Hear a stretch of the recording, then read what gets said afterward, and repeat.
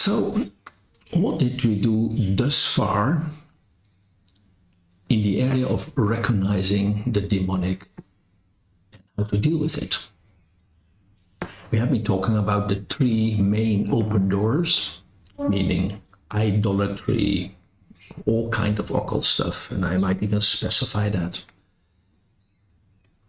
Adultery and incest or sexual sins. And thirdly, murder and abortion. Then we have been talking about the effect of rape. So when somebody abuses you and you get unclean spirits. We have been talking about the area of soul ties that can bring demonization to you, that will bring demonization to you.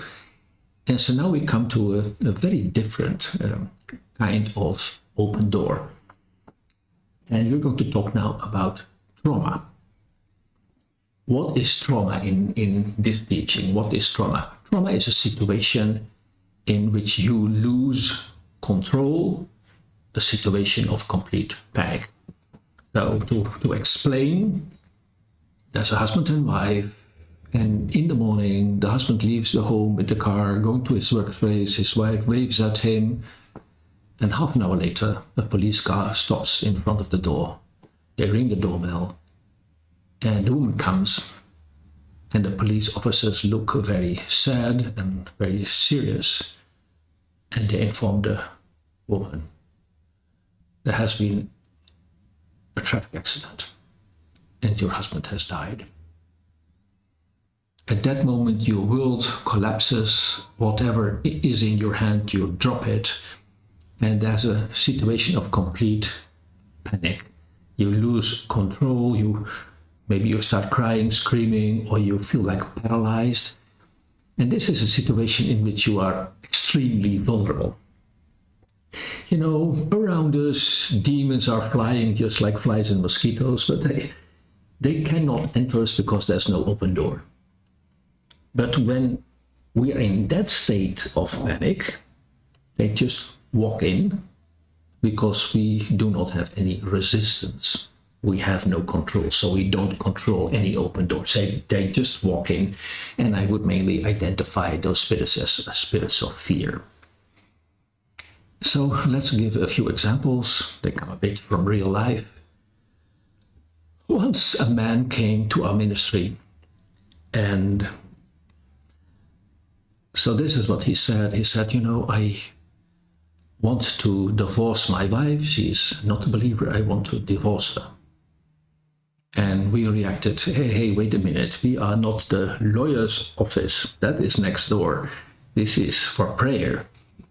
He says, well, in fact, I want you, because I want you to confirm that I can have a divorce. I want you to give me security that I can do that divorce, which is a bit weird. How should we do that? Do we have that authority? So we said, well, let's skip this for a moment. We're first going to prophesy over you.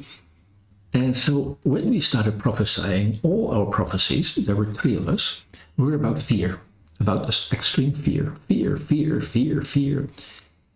After we finished the prophecies, I asked him, well, God is just speaking about fear. Please, tell us about your fear. He said, well, I know exactly what God is speaking about. Because when I was a young boy, I fell in the river. I couldn't swim, so I drowned. And one can say I died. I got unconscious, so I don't remember the rest of it.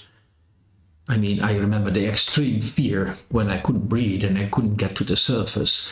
And I remember that it was terrible, feeling how my lungs filled with water. So one can say he had the experience of death.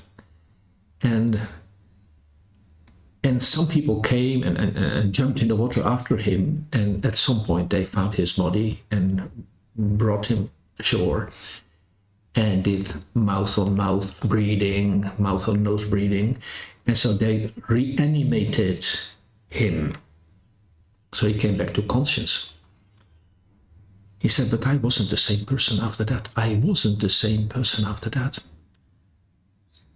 My life was characterized by fear. Not only fear for water, not only fear of death, but fearful everywhere. Fear, fear. After that, I was a very insecure person up to now. And so I said to him, well, I think we have got the main reason for your problems, because that's what God is talking about. We have to deal with the fear. You had a traumatic event in your life of such an order that it brought you to the point of death. I mean, you still could be reanimated, but you had the full experience of death. So that's not a small trauma. It's a very big trauma. And because the boy, when he was a boy, he had not sinned. He was not guilty of anything. Nobody pushed him in the water, so he didn't need to forgive someone. We just commanded the spirits of fear that entered him on that occasion to get out of his life. Any spirit of fear of death, get out of him. There was no manifestation. But after that, he managed to reconcile with his wife, and they're still married. So the spirit of fear brought him under such a level of stress all the time that he couldn't cope with the normal marriage problems. And so it saved the marriage. I can give you another example. A man was brought to our healing room with severe depression, even suicidal attempts. And so when I asked him when that all started, he didn't want to talk about it. And his wife says, well, before it started 1.5 years ago, my husband had a traffic accident. It was a very rainy day. It was dark. There was a lot of reflection of lights on the road. So my husband didn't see that in the middle of the road was a kind of barrier. Because of all the light reflections, he didn't see that. In his car, the 4 business partners. And so they were going to some restaurant to have dinner, business partner. And so he hit that obstruction in the middle of the road. And the car fell over, rolled over quite a few times. My husband was severely wounded, but the 4 men, the passengers in the car, all died. And so after my husband recovered, was rehabilitated from his wounds, he had to face court because, the judge wanted to establish how far he was guilty on the death of the 4 men. And so in the courtroom are the 4 widows looking at him like, you were at the steering wheel. Because of your mistake, because of your misjudgment, our husbands died. That situation, first of all, the accident. When you have such an accident, you wish that you had never been there. You wish you could reel the movie backwards, like it didn't happen, but you can't. Then he had to face the widows that were looking at him with accusing, tearful faces, and it simply was too much. He fell in a deep depression. I could understand that, but this case is so traumatic that it brought in him the spirit of fear. And so we talked, we prayed, and we helped him to forgive himself. I mean, it wasn't his fault, really. One could say yes or no, but to forgive himself, to receive forgiveness from God, to forgive himself, and also get rid of that spirit of fear that came in him when he faced the widows and when the accident happened. So for him, that was also a big improvement. So another traumatic event is when a child witnesses their parents fight. And so I have ministered to quite a few people who saw it, who saw how their father beat the mother, how the father ran after the mother with a knife, how the father kicked the mother until she was bleeding, laying on the floor, unconscious and still kicking her.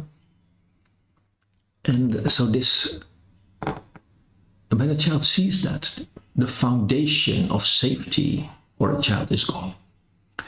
This person cannot establish a healthy identity. That person will always be insecure and have fear issues. So seeing this, your father who is drunk or not drunk, beating up your mom, you're not the same person after that.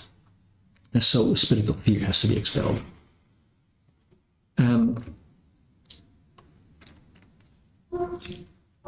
I give you an example. We got an invitation in some country, I won't mention which one, to come and pray for a girl that had nightmares. Girl was around 12 years old, and she had nightmares every night. And already several pastors had prayed for her, and that would help for a week or maybe 2 weeks, and then the nightmares would come back. So we were invited also to minister there. And so I came there, and first of all, I asked the parents, when she has this nightmare and she wakes up, what is she saying? Well, then she says to us as parents, you're not going to leave me, are you? And I said, okay, that is a very important indication. She is afraid that you might separate, that you might leave her, so there must be a reason for her to have those kind of thoughts. And in her, obviously, is a demon of fear. So I asked them, in the past, did you ever have domestic violence? And the man looked down. He says, yeah. When I was not a Christian. Yeah, I've beaten up my wife. I didn't love her. That's true, but that all changed since we became believers. Mm-hmm. I said, well, it's funny that half a year ago, the nightmares started. Has there been an incident? Did you beat your wife again? Well, his eyes went down. Yeah. I said, well, why didn't you tell me that right away? Yeah, because you didn't ask me. So obviously he was very ashamed. And so what had happened to his daughter grew up seeing the parents fight. Then the father repented, became a believer. But recently, half a year ago, he again beat up the mom. And that caused her to have nightmares every night. And this is not just psychological. It's a demon of fear. So I told the parents, I said, okay, we're going to expel a demon of fear from your daughter. But before that, I want you to do your part. So we're going to invite your daughter in. And I want each one of you to make a vow.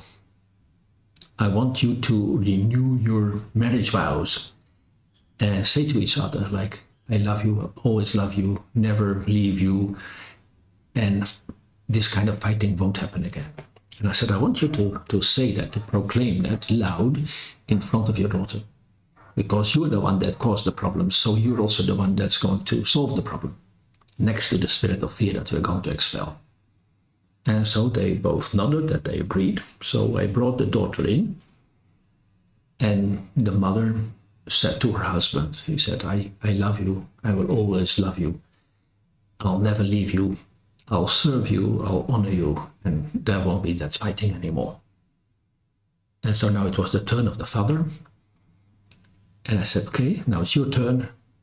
And he did not look at his wife. He looked at his daughter and told her, I love you, I'm not going to leave you. I said, you have to talk to your wife. He refused. He simply refused. He did not intend to love his wife.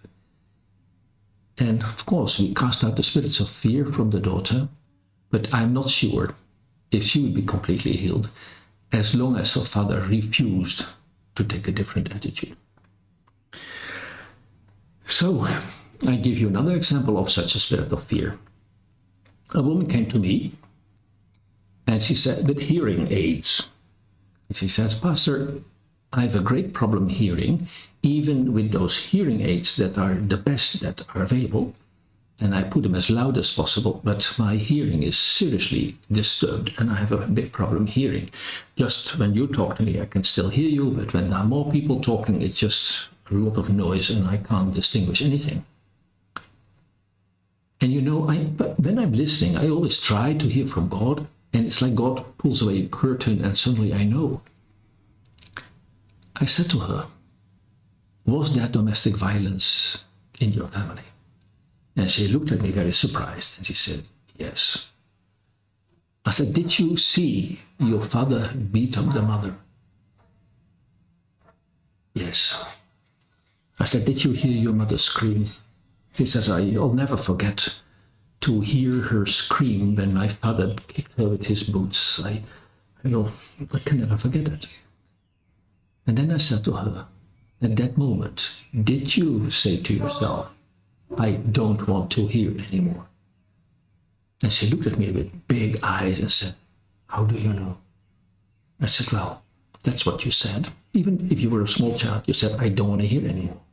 And the point is, the devil, the spirit of fear, heard it and thought, I can help you. I can make you deaf. And that is what happened. So traumatic events can be very destructive. Give you one last story about this. A female pastor met me and she said she had a lot of problems with fear.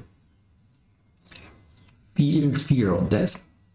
And she said, you know, when in the evening I'm on my bicycle and I pass by a graveyard, I feel so horrible, like as if the spirits of the death are following me. So I chase my bicycle, I ride as fast as I can to pass that place. She said, but my whole life is characterized by fear. Whenever I need to preach, before that I'm very nervous. In fact, my life is permanently in fear, and even fear of death, that I might die and something might happen to me. Again, I was listening, at the same time listening to the Holy Spirit. And so I asked her, was there domestic violence in your family? And she said, yes. I said, was there domestic violence between your father and your mother when she was pregnant of you? Her eyes got really big. She said, my mother told me that when she was pregnant with me, my father kicked her in the belly with his boots. I said, and that's it. At that moment, when your father didn't care and could have killed you, overdoses of death, the spirit of death and the spirit of fear entered you, even if you were not yet born. But you know, the unborn child feels and is very vulnerable. So that is what happened to you. And so we dealt with it. She forgave her father in the name of Jesus. We commanded the spirits of fear of death that entered during that traumatic event to leave her, and her life was changed.